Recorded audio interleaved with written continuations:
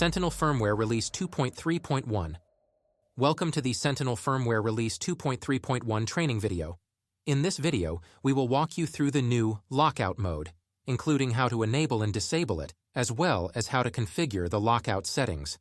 The lockout mode can be used to lock access to specific screens and functionality to prevent operators from accidentally changing settings during a job. Let's start with enabling the lockout feature.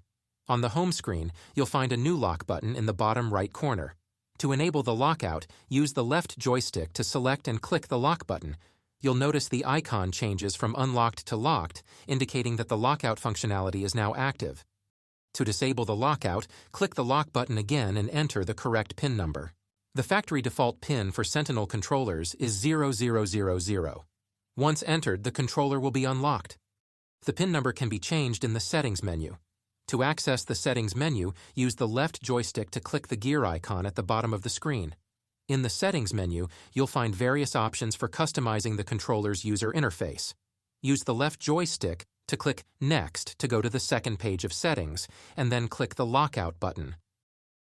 Click on the Set PIN button. Enter a new 4-digit PIN. Confirm the new PIN by entering it again. Now your PIN has been reset. Be sure to save your unique PIN in a safe location. If you forget your PIN, you will have to perform a factory reset on your controller, and you will lose the data related to any job in progress. Next, let's explore how to access and configure the lockout settings. Click the gear icon at the bottom of the screen to access the Settings menu. Click Next to go to the second page of Settings. Click Lockout to go to the lockout settings, and click on the Configure button to configure which features are locked when the lockout mode is enabled. Features with an X next to them will be locked out.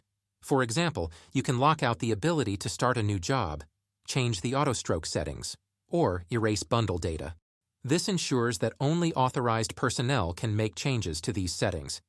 It is important to understand that lockout mode does not turn off functionality, but it restricts access to functionality settings. For example, when you lock out auto-stroke, the operator can still use auto-stroke, but they cannot access or change the auto-stroke settings.